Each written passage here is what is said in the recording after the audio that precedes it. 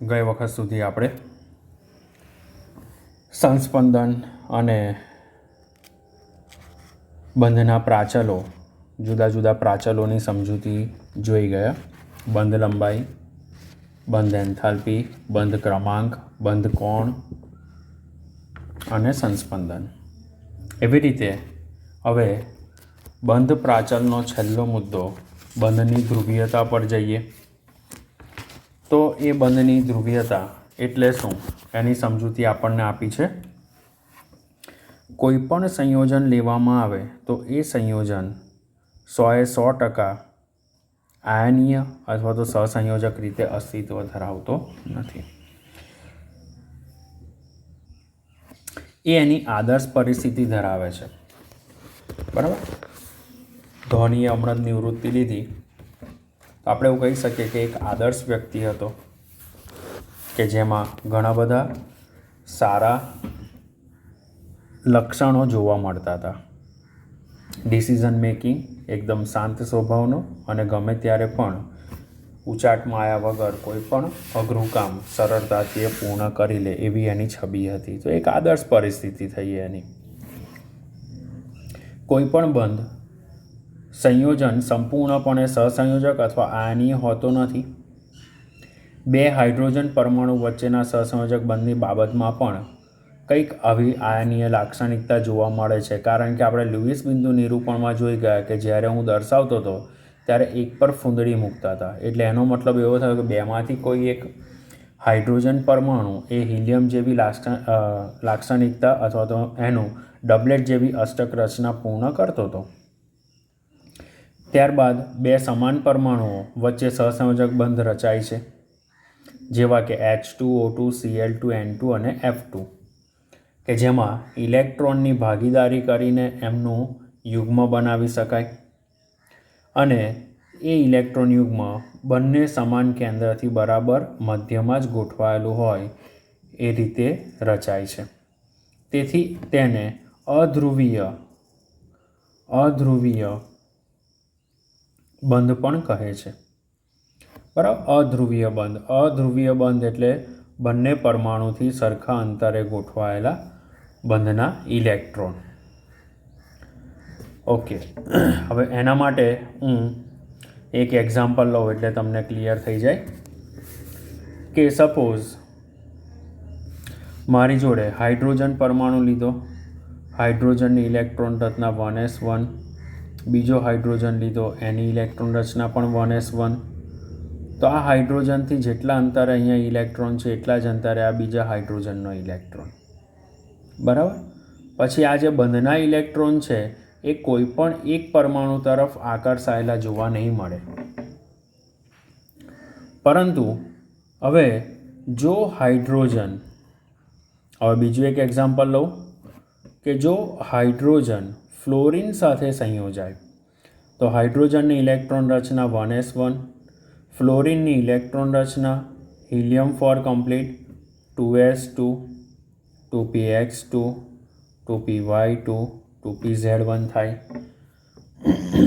એટલે હાઇડ્રોજનથી એના સંયોજકતા કોષમાં ગોઠવાયેલો ઇલેક્ટ્રોન અને આ ફ્લોરિન એના સંયોજકતા કોષમાં ગોઠવાયેલા જે ઇલેક્ટ્રોન છે એ ઇલેક્ટ્રોન આ રીતે લઈએ. હવે જો હું અહીંયા બંધના ઇલેક્ટ્રોન તો કે હાઇડ્રોજન ડબલેટ જેવી અષ્ટક રચના પૂર્ણ કરશે અને ફ્લોરિન એ ઓક્ટેટ અષ્ટકના નિયમ જેવી અષ્ટક રચના પૂર્ણ કરે છે. એટલે આ જે બંધના ઇલેક્ટ્રોન છે એટલે હવે જો હું એને આ રીતે દર્શાવવા પ્રયત્ન કરું તો અહીં ફ્લોરિનની વિદ્યુત ઋણતા વધારે છે. ફ્લોરિનની વિદ્યુત ઋણતા વધારે હોવાથી બને છે તો હાઇડ્રોજન અને ફ્લોરિન વચ્ચે સહસંયોજક બંધ જ. હાઇડ્રોજન અને ફ્લોરિન વચ્ચે બને છે તો સહસંયોજક બંધ જ, પરંતુ ફ્લોરિનની આ રીતે વિદ્યુત ઋણતા વધારે છે. ફ્લોરિનની વિદ્યુત ઋણતા વધારે હોવાથી સહસંયોજક બંધના ઇલેક્ટ્રોન ફ્લોરિન તરફ વધારે આકર્ષાયેલા રહેલા છે, જેને સંજ્ઞાનમાં આપણે આ રીતે દર્શાવી શકીએ. આ રીતે. એટલે ખરેખર અહીંયા હોવા જોઈએ પણ આકર્ષાયેલા કોના તરફ છે? ફ્લોરિન તરફ આકર્ષાયેલા છે. બરાબર. તો આ જે સંજ્ઞા છે એ સંજ્ઞાને આપણે દ્વિધ્રુવીય ચાક માત્રા માટેની સાઇન કહીશું. આ જે સાઇન છે એ સાઇન કોના માટે છે? તો કે દ્વિધ્રુવીય બંધ દર્શાવવા માટે. ક્લિયર? તો આ દ્વિધ્રુવીય બંધ દર્શાવવા માટેની સંજ્ઞા છે. એટલે જ્યારે હું આ રીતે દર્શાવું, જ્યારે મેં અહીંયા આ રીતે સંજ્ઞા દર્શાવી છે, તો એનો મતલબ એવો થશે કે આ સહસંયોજક બંધનો નિર્દેશ કરે છે. અને આ જે છે એ કોનો નિર્દેશ કરે છે? દ્વિધ્રુવીયતાનો. ક્લિયર? હવે આના આધારે આપણે ટેક્સ્ટબુકમાં જઈએ તો ટેક્સ્ટબુકમાં બે વસ્તુ ક્લિયર થઈ જશે કે જ્યારે HF બંધ એ વિષમ કેન્દ્રીય અણુ છે, તો HF વિષમ કેન્દ્રીય અણુની બાબતમાં બંને પરમાણુ વચ્ચેનું ભાગીદારી ઇલેક્ટ્રોન યુગ્મ એ ફ્લોરિન તરફ ખેંચાયેલું છે. કેમ? તો કે ફ્લોરિનની વિદ્યુત ઋણતા વધારે છે, હાઇડ્રોજનની વિદ્યુત ઋણતા ઓછી છે. તેથી સહસંયોજક બંધ ને ધ્રુવીય સહસંયોજક બંધ કહેવાશે. આથી એની દ્વિધ્રુવીય ચાક માત્રા એ ધરાવે છે. અદ્વિધ્રુવીય ચાક માત્રાને વ્યાખ્યાયિત કરી શકાય કે તે ભારની માત્રા અને ધન અને ઋણ ભારના કેન્દ્ર વચ્ચેના અંતરનો ગુણાકાર છે. અને સામાન્ય રીતે ગ્રીક અક્ષર મ્યુ વડે દર્શાવવામાં આવે છે. એટલે દ્વિધ્રુવીય ચાક માત્રા મ્યુ બરાબર એના પરનો ભાર ગુણ્યા અલગીકરણ કરવાનું અંતર, તો એ બે વચ્ચેનું જે અંતર છે અંતર વડે દર્શાવાય. દ્વિધ્રુવીય ચાક માત્રા માપવા માટેનો જે એકમ છે એ ડીબાય એકમ છે, કે જેની વેલ્યુ 1 ડીબાય બરાબર 3.33564 × 10⁻³ કુલમ મીટર તરીકે ઓળખાય, જ્યાં સી કુલમ છે અને એમ મીટર છે. હવે ફિઝિક્સમાં તમારે ચોથા ચેપ્ટરમાં આવે છે સદિશ, રાઈટ? તો સદિશ રાશિ એટલે એનો મતલબ એવો થાય દ્વિધ્રુવીય ચાક માત્રા એ સદિશ રાશિ છે. તેને આપણે નાના તીર વડે દર્શાવીએ છીએ, જેમાં પૂંછડીને ઋણ કેન્દ્ર અને શીર્ષને ધન કેન્દ્ર તરીકે લેવાય. પરંતુ રસાયણ વિજ્ઞાનમાં અહીંયા આપણે એક શરત છે, પરંતુ રસાયણ વિજ્ઞાનમાં દ્વિધ્રુવીય ચાક માત્રાને ક્રોસ વડે દર્શાવાય છે. ક્રોસ તીર કરેલી નિશાની જે અણુની લુઈસ રચના પર મૂકવામાં આવે છે, અને ક્રોસ એ ધન છેડા પર અને તીરનું શીર્ષ એ ઋણ છેડા પર છે. એટલે આ જે વાત થઈ એ ફિઝિક્સની થઈ અને નીચે જે વાત થઈ એ કેમેસ્ટ્રીની થઈ. બરાબર? તો આ વસ્તુ તમને ક્લિયર થવી જોઈએ કે તીરનું શીર્ષ એ ઋણ છેડો છે અને ક્રોસ એ ધન છેડો. આપણે કેમેસ્ટ્રીમાં, ફિઝિક્સમાં તમે શીર્ષને ધન અને પૂંછડીને ઋણ તરીકે લો છો, રાઈટ? અહીંયા આપણે શીર્ષને ઋણ તરીકે લેવાનું છે અને ક્રોસને ધન તરીકે લેવાનું છે. એટલે HFની સંજ્ઞા અગાઉ તમને દર્શાવી એ પ્રમાણે આ રીતે દર્શાવી શકાય. એના પર આ રીતે 3 અબંધકારક ઇલેક્ટ્રોન યુગ્મ આવેલા છે. તીર અણુની ઇલેક્ટ્રોન ઘનતા સ્થાનાંતરની દિશામાં હોવાની સંજ્ઞા છે. હવે તીર એ શું દર્શાવે છે? તો કે ઇલેક્ટ્રોન ઘનતાનું સ્થાનાંતર. બરાબર? જે દિશામાં તીર વાગ્યું હોય એ દિશામાં દેખાય છે. એટલે ફ્લોરિન તરફ જોઈએ તો ફ્લોરિન તરફ એ ઇલેક્ટ્રોન ઘનતા વધે છે એવું કહેવાય. આથી ક્રોસ તીરની દિશા પ્રણાલીગત દ્વિધ્રુવીય સદિશથી ઉલટી દિશામાં થાય છે એવું કહેવાય. ડચ વૈજ્ઞાનિક ડેબાયના માનમાં આપણે દ્વિધ્રુવીય ચાક માત્રાનો એકમ ડેબાય તરીકે દર્શાવવામાં આવ્યો છે, કે જે ક્ષકિરણ વિવર્તન અને દ્વિધ્રુવીય ચાક માત્રા પર કાર્ય કરી અને એમને નોબેલ પારિતોષિક મળેલું છે. હવે બહુપરમાણીય અણુઓના કિસ્સામાં આપણે જઈએ તો બહુપરમાણીય અણુઓના કિસ્સામાં અણુની દ્વિધ્રુવીય ચાક માત્રા જુદા જુદા બંધની દ્વિધ્રુવીય ચાક માત્રાનો સદિશ સરવાળો છે એવું કહેવાય. દાખલા તરીકે H2O અણુ કે જેને વળાંકવાળી રચના છે, જેમાં OH વચ્ચેનો બંધ કોણ કેટલો છે? તો કે 104.5 ડિગ્રીનો, કે જે દિક વિન્યાસ એટલે ચોક્કસ દિશામાં ગોઠવાયેલા છે. એટલે એમની દ્વિધ્રુવીય ચાક માત્રા કેટલી થશે?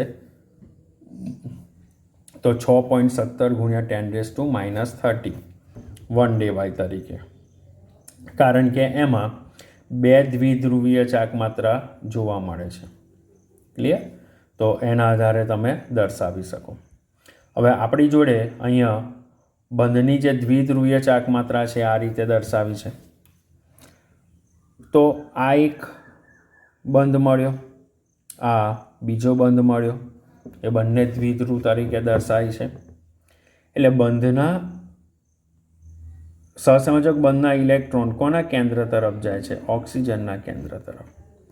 એટલે પરિણમતી દ્વિધ્રુવીય ચાકમાત્રા ક્યાં આવશે? ઓક્સિજન પર. બરાબર? એટલે નેટ દ્વિધ્રુવીય ચાકમાત્રા આપણને કેટલી મળે છે? 1.85 ડે બાય. એટલે આ જે મૂલ્ય છે આપણે 1 ડે બાયના મૂલ્યને 1.85 વડે ગુણવાનું. અગાઉ જ કીધું કે ડચ વૈજ્ઞાનિક પીટર ડે બાઈએ ક્ષકિરણ વિવર્તનના આધારે દ્વિધ્રુવીય ચાકમાત્રાના મૂલ્યો નક્કી કર્યા છે. તો આ મૂલ્ય તમારે ગોખવા પડશે, કારણ કે સૈદ્ધાંતિક રીતે આપેલા છે, એના માટે કોઈ કેલ્ક્યુલેશનની મેથડ નથી. ક્લિયર? હવે બીજું મિત્રો, હવે તમને અહીંયાથી પ્રશ્ન ચાલુ થાય છે કે BeF2 આ કારણ છે, કારણ 2 માર્ક. BeF2 ની દ્વિધ્રુવીય ચાકમાત્રાનું મૂલ્ય 0 છે, કારણ આપી સમજાવો. આ પ્રશ્ન છે જે મેં બ્લોક કર્યો તે. કારણ કે BeF2નો અણુ કેવો છે? તો કે BeF2નો અણુ રેખીય રીતે ગોઠવાય છે. રેખીય રીતે લઈએ તો એ 180 અંશના ખૂણે ગોઠવાયેલો છે, એકબીજાથી વિરુદ્ધ દિશામાં. એટલે જ્યારે અહીં આગળ દ્વિધ્રુવીય ચાકમાત્રા આ જે ઉત્પન્ન થાય છે, આ જે ઉત્પન્ન થયેલી જે દ્વિધ્રુવીય ચાકમાત્રા છે એ બંને એકબીજાથી કેવી દિશામાં છે? વિરુદ્ધ દિશામાં. બરાબર? જેથી એ એકબીજાની અસરને નાબૂદ કરે છે. તો એકબીજાની અસર નાબૂદ કરતો હોવાથી એનું મૂલ્ય શું આવશે? તો કે 0. એટલે BeF2ની બાબતમાં દ્વિધ્રુવીય ચાકમાત્રાનું મૂલ્ય 0 આવે છે. ક્લિયર?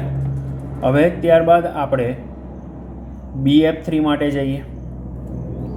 તો BF3 માટે દ્વિધ્રુવીય ચાકમાત્રાનું મૂલ્ય સમજાવો. તો BF3 માટે દ્વિધ્રુવીય ચાકમાત્રાના મૂલ્યમાં પહેલું તો BF3માં દ્વિધ્રુવીય ચાકમાત્રા 0 છે. સમજાવો.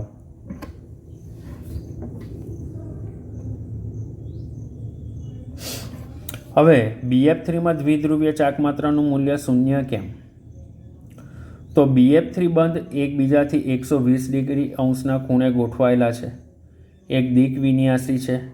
ત્રણેય દ્વિધ્રુવીય ચાકમાત્રાનો સરવાળો કરીએ તો એ સરવાળો કોઈ 2 સરખી દ્વિધ્રુવીય ચાકમાત્રાના સરવાળાઓ એ ત્રીજાની વિરુદ્ધમાં હોય છે. બરાબર?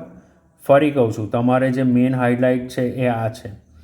ત્રણેય દ્વિધ્રુવીય ચાકમાત્રાનો સરવાળો કોઈ 2 સરખી દ્વિધ્રુવીય ચાકમાત્રાના સરવાળો એ ત્રીજાની વિરુદ્ધમાં હોય છે. બરાબર? વિરુદ્ધમાં છે એટલે મૂલ્ય શું આવે? 0. કારણ કે BF3 અણુ તો અહીંયા આગળ બંધ દ્વિધ્રુવીય છે અને B એ શું દર્શાવે છે? કુલ દ્વિધ્રુવીય ચાકમાત્રા દર્શાવે છે. ક્લિયર? તો એને આ રીતે દર્શાવી શકાય. ત્યાર પછી NF3 અને NH3 માં બંને અણુ પિરામિડલ આકાર ધરાવે છે. આ પ્રશ્ન બોર્ડમાં જ્યારે 11th એક્ઝામ હતી ત્યારે આ પ્રશ્ન બોર્ડમાં પૂછાઈ ગયેલો છે. આ જે દ્વિધ્રુવીય ચાકમાત્રાવાળા જેટલા પણ પ્રશ્નો છે એ એક વાર બોર્ડમાં પૂછાયેલા છે. બરાબર? એટલે તૈયાર કરવાના છે, થોડું ધ્યાન રાખજો. હવે નાઇટ્રોજન પરમાણુ પર ઇલેક્ટ્રોનનું અબંધકારક ઇલેક્ટ્રોન યુગ્મ હોય છે. ફ્લોરિન નાઇટ્રોજન કરતાં વધુ વિદ્યુત ઋણમય છે. એટલે NF3માં પરિણમતી દ્વિધ્રુવીય ચાકમાત્રા સૈદ્ધાંતિક મૂલ્ય મોડે કરી દેવું અને NH3માં પરિણમતી દ્વિધ્રુવીય ચાકમાત્રા 4.90 તરીકે લેવાય છે. હવે ખરેખર તો હું એનું બંધારણ દર્શાવું એટલે તમને ક્લિયર થાય કે કેવી રીતે એની દ્વિધ્રુવીય ચાકમાત્રા NF3માં પરિણમતી દ્વિધ્રુવીય ચાકમાત્રાનું મૂલ્ય NH3માં પરિણમતી દ્વિધ્રુવીય ચાકમાત્રા કરતાં નીચું છે. બરાબર? તો એની સમજૂતી આપણાને અહીં આપેલી છે. તો મિત્રો અહીંયા આગળ નાઇટ્રોજન જોડે શું જોડાયેલો છે? હાઇડ્રોજન. તો નાઇટ્રોજન અને હાઇડ્રોજન એ બેમાં કોની વિદ્યુત ઋણતા ઓછી? તો કે હાઇડ્રોજનની વિદ્યુત ઋણતા ઓછી અને નાઇટ્રોજનની વિદ્યુત ઋણતા વધારે. બરાબર? એના માટે ચેપ્ટર 3 છેલ્લો ટોપિક વિદ્યુત ઋણતાવાળો ક્લિયર હોવો જોઈએ. એ વિડીયો જોયા વગર ડાયરેક્ટ તમે આ વિડીયો જોશો તો નહીં મેળ પડે. બરાબર? બીજું અહીંયા શું કહે છે આપણને? તો કે હું એ બંધારણ જ અહીં દોરું એટલે તમને ક્લિયર થઈ જાય.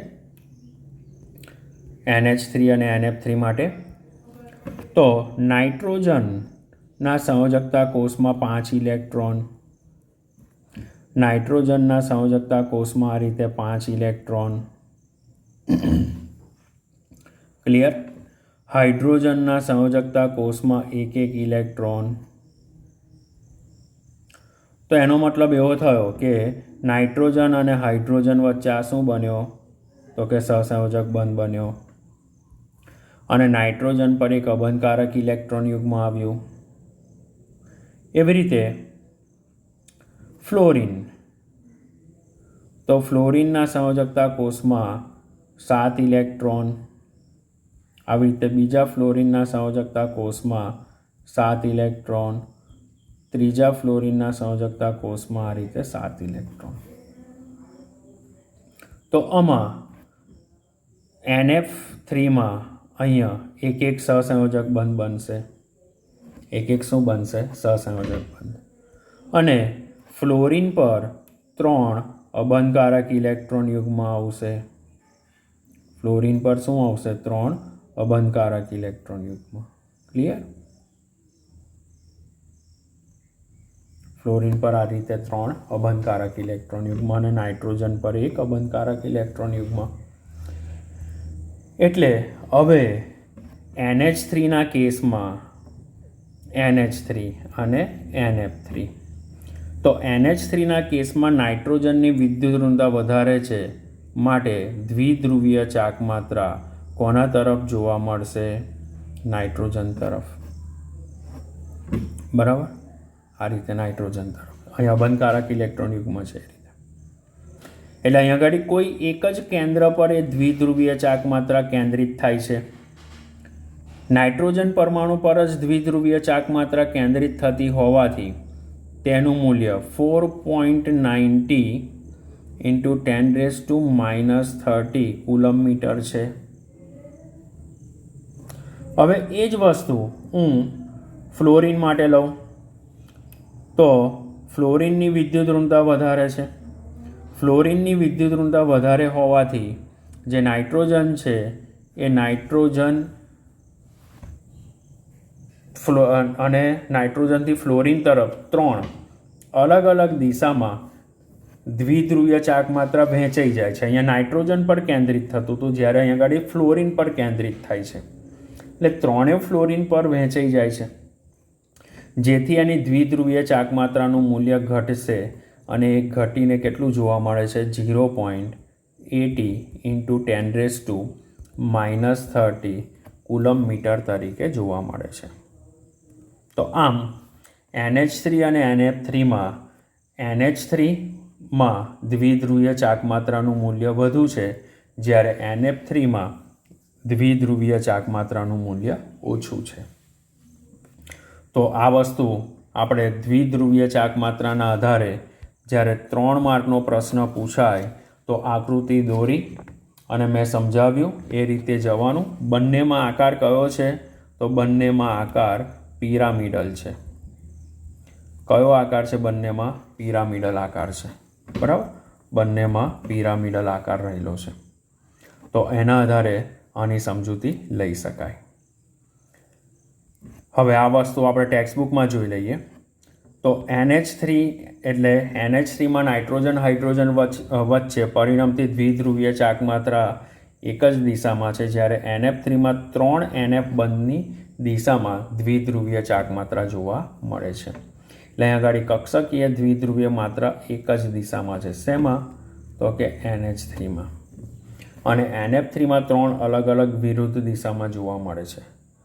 પરિણામે ત્યાં NF3માં દ્વિધ્રુવીય ચાક માત્રામાં ઘટાડો થાય છે, માટે એનું મૂલ્ય નીચું છે. ક્લિયર? તો એ તમે આ વાંચશો એટલે તમને આઈડિયા આવી જશે.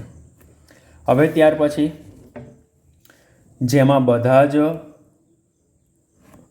સહસંયોજક બંધને કોઈક આંશિક આયનીય લાક્ષણિકતા હોય તેમ દરેક આયનીય બંધને પણ કંઈક આંશિક સહસંયોજક લાક્ષણિકતા જોવા મળે છે. એટલે અગાઉ જોઈ ગયા કે આયનિક સંયોજન એ સંપૂર્ણ આયનિક નથી તથા સહસંયોજક સંયોજન એ સંપૂર્ણ સહસંયોજક નથી. બરાબર? તો એના માટે આપણાને અહીંયા એક શરત સમજાવી છે કે જો ધન આયનનું કદ ઋણ આયનના કદ કરતાં મોટું હોય તો આયનીય બંધમાં વધુ સહસંયોજક લાક્ષણિકતા જોવા મળે. બરાબર?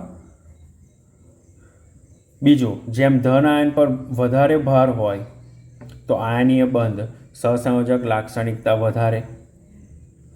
સમાન કદ અને ભાર ધરાવતા સંક્રાંતિ ધાતુ ધન આયનમાં જેની ઇલેક્ટ્રોનીય રચના n-1d NS0 છે, એટલે કે તે આલ્કલી અથવા આલ્કલાઇન ધન આયન જેવી ઇલેક્ટ્રોનીય રચના અને ઉમદા વાયુ જેવી ઇલેક્ટ્રોનીય રચના કરતાં વધુ ધ્રુવીકરણ પામે છે. ધ્રુવીકરણ એટલે મિત્રો અહીં આગળ સમજાવ્યું એ પ્રમાણે જે દ્વિધ્રુવીય ચાક માત્રા છે એ વધુ ધ્રુવીભૂત થાય. બરાબર? એટલે ધ્રુવીભૂત થવાનો મતલબ શું? તો કે ધન આયન તેના તરફ ઇલેક્ટ્રોનીય ભારને ખેંચે અને ઋણ આયનને ધ્રુવીભૂત કરે. બરાબર? તો આ ધ્રુવીકરણની સમજૂતી આવી. શું આવ્યું મિત્રો? ધ્રુવીકરણની સમજૂતી. બરાબર? આ ધ્રુવીકરણની સમજૂતી થઈ. ધન આયન પોતાની તરફ ઇલેક્ટ્રોનના ભારને ખેંચીને ઋણ આયનને ધ્રુવીભૂત કરે છે, જેના લીધે બંને વચ્ચેનો ઇલેક્ટ્રોનીય ભાર પણ વધે છે. સહસંયોજક બંધમાં ચોકસાઈપૂર્વક આ રીતે બને છે, એટલે કે બે કેન્દ્રો વચ્ચેનો ભાર એ ભાર ઘનતા રચાશે.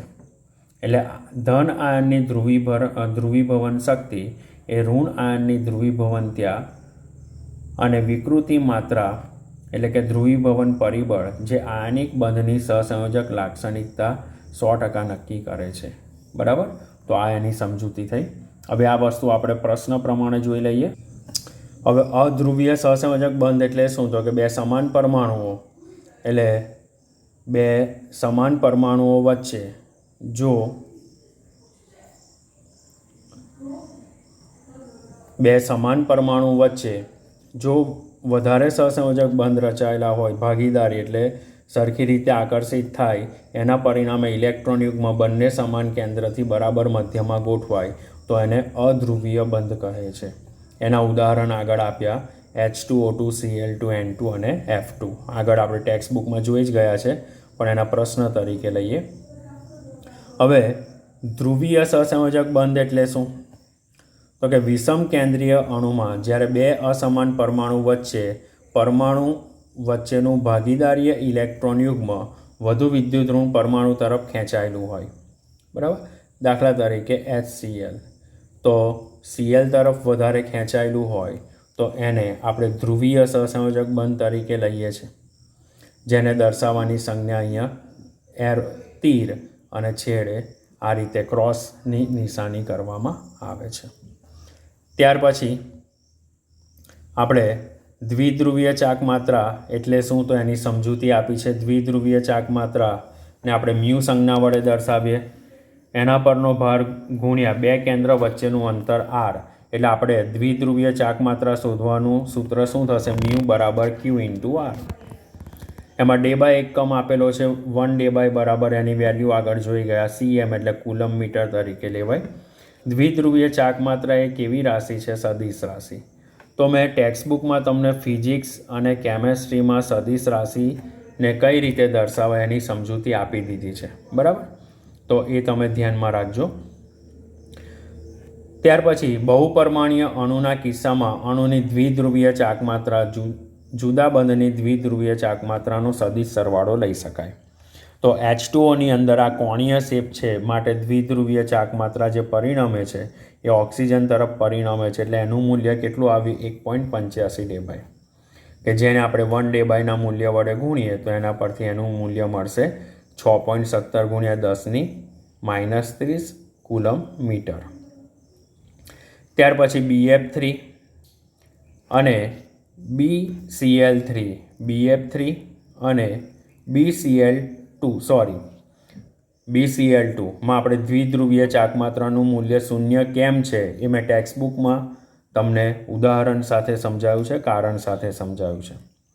NH3 અને NF3માં કોની દ્વિધ્રુવીય ચાકમાત્રા વધારે? બરાબર. તો NH3 અને NF3 બંને પિરામિડલ આકાર ધરાવે છે. NH3માં નાઇટ્રોજન પરમાણુ વધારે વિદ્યુત ઋણ છે, જ્યારે NF3માં ફ્લોરિન પરમાણુ વધુ વિદ્યુત ઋણ છે. એટલે NH3માં એક જ કેન્દ્ર નાઇટ્રોજન તરફ વધારે ઇલેક્ટ્રોન યુગ્મ ભેગા થાય છે, એટલે દ્વિધ્રુવીય ચાકમાત્રા વધે છે, જ્યારે NF3માં દ્વિધ્રુવીય ચાકમાત્રા ફ્લોરિન તરફ વધારે જાય છે. આથી NH3ની દ્વિધ્રુવીય ચાકમાત્રાનું મૂલ્ય NF3 કરતાં વધારે છે. ઊંધું વાક્ય બોલ્યો ટેક્સ્ટ બુક કરતાં. ટેક્સ્ટ બુકમાં એવું આપ્યું છે કે NH3 કરતાં NF3ની દ્વિધ્રુવીય ચાકમાત્રાનું મૂલ્ય ઓછું છે. મેં અત્યારે એવું બોલ્યો કે NH3ની દ્વિધ્રુવીય ચાકમાત્રાનું મૂલ્ય NF3 કરતાં વધારે છે. ક્લિયર? હવે એના અનુપ્રયોગો લીધા છે દ્વિધ્રુવીય ચાકમાત્રાના, એ અહીંયા આપણે સમજી લઈએ. તો અણુની ધ્રુવીયતા નક્કી કરી શકાય. જો અણુ દ્વિધ્રુવીય ચાકમાત્રા શૂન્ય હોય તો તેને અધ્રુવીય અણુ કહેવાય.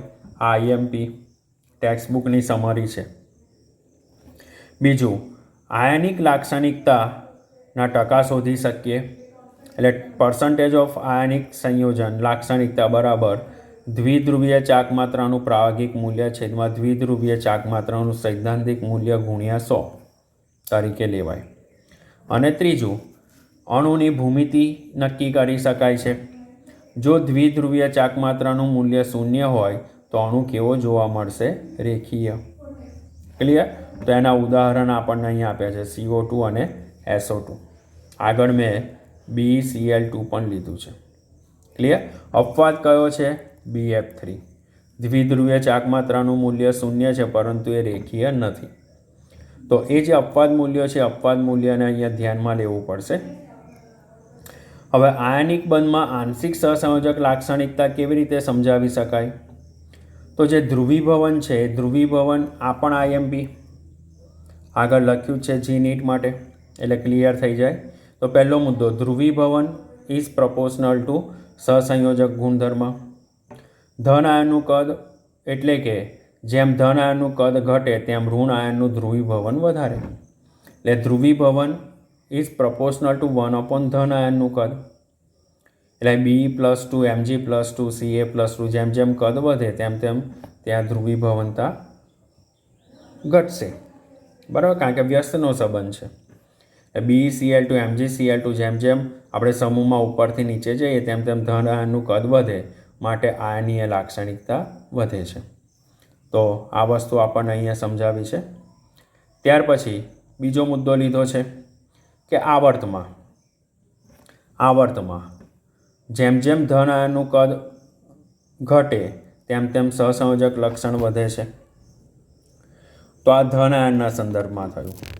હવે હું જાઉં છું ઋણ આયનના સંદર્ભમાં. તો ઋણ આયનના સંદર્ભમાં જેમ જેમ ઋણ આયનનું કદ વધે તેમ તેમ સહસંયોજક ગુણધર્મ વધે છે. એટલે ધ્રુવીભવન ઇઝ ડાયરેક્ટલી પ્રપોર્શનલ ટુ ઋણ આયનનું કદ. એટલે CaF2 CaCl2 CaBr2 Ci2 એટલે સહસંયોજક ગુણ વધતો જાય છે. બરાબર? ધન આયનનો ધન વીજભાર વધે તેમ સહસંયોજક ગુણધર્મ પણ વધે છે, કારણ કે એનું કદ ઘટશે. વ્યસ્તનો સંબંધ છે. એટલે ઋણ આયનનો ઋણ વીજભાર વધે તેમ કદ વધે, તેથી સહસંયોજક લક્ષણ પણ વધે છે. એટલે તમને યાદ ના રહે તો અહીંયા મેં એક સમરી મૂકેલી છે, એટલે એના પરથી તમને ખબર પડી જશે કે સહસંયોજક લક્ષણ ઇઝ પ્રપોર્શનલ ટુ 1 ગલનબિંદુ અથવા ઉત્કલનબિંદુ. અને ત્યાર પછી ધન આયનની ઇલેક્ટ્રોન રચના. તો આભાસીય નિષ્ક્રિય વાયુની સંરચના ધરાવતા ધન આયનની ધ્રુવીભવન ક્ષમતા કેવી જોવા મળે છે? ઊંચી. આભાસી એટલે કેટલો છે? પરમાણુ ક્રમાંક 18 એટલે આપણે જનરલી આર્ગોન જેવી ઇલેક્ટ્રોન રચના થઈ. તો સીએ અહીંયા આપણને આપ્યું છે Cu+1. તો Cu+1 તો આર્ગોન 4 કમ્પ્લીટ 4s1 3d10 આ રીતે લેવાય. તો હવે અહીંયાથી જો એક ઇલેક્ટ્રોન જાય તો શું થાય? આર્ગોન 4 કમ્પ્લીટ 4s1 3d10 જેવું થશે. એટલે અહીંયા આગળ મિસ્ટેક છે, આ મિસ્ટેક છે. Na+ માટે લઈએ તો Na+ માટે એટલે અહીંયા શું થશે? આર્ગોન 4 કમ્પ્લીટ 4s0 3d10 થશે. મિત્રો આ ભૂલ છે અહીંયા, એટલે 2 8 18 નહીં આવે. એટલે આમ ઇલેક્ટ્રોન આપણે જોઈએ તો 2 8 18 થાય છે, પણ કેવી રીતે થાય છે? આ 18 ઇલેક્ટ્રોન ખરા, પણ 18 ઇલેક્ટ્રોન કેવી રીતે થશે? 4s0 3d10 એટલે આર્ગોનના 18 વત્તા ડી કક્ષકના 10 એટલે કેટલા થશે? ટોટલ 28. આ રીતે થશે, બરાબર? એટલે એ થોડુંક સમજી લેજો. એટલે આને મારે આ રીતે દર્શાવવું જોતું હતું. NaCl તો Na+ એટલે એક ઇલેક્ટ્રોન ગુમાવ્યો એટલે 2 8 થઈ ગયા. એટલે સહસંયોજક Cu+ અને Na+ તરીકે લઈ શકાય, બરાબર? તો અહીંયા આ પણ એક મિસ્ટેક છે, Cu+1 આવશે. Cu+1 એ વધારે સહસંયોજક છે કોના કરતાં? Na+ કરતાં. તો મિત્રો આજે ધ્રુવીભવનતાવાળો ટૉપિક કમ્પ્લીટ કર્યો. એના કારણો, ટૂંકા પ્રશ્નો, MCQ માટે તમને શોર્ટ ફોર્મ આપ્યું. આ PDF તમને સેન્ડ કરી આપું છું. અને સંયોજકતા કોષમાં કેવી રીતે એની ગણતરી થાય એની સમજૂતી પણ તમને આપી. તો આ જે ટૉપિક છે, ટૉપિક ખાસ સમજજો. તમે જુઓ છો તો મારાથી 1 કે 2 જ ટૉપિક એક વિડીયોમાં મુકાય છે, કારણ કે આ ચેપ્ટર બહુ જ ઇમ્પોર્ટન્ટ છે. છેક સુધી તમને એની જરૂર પડશે, બરાબર? તો એ બરાબર સ્ટડી કરજો અને તૈયાર કરજો. Thank you.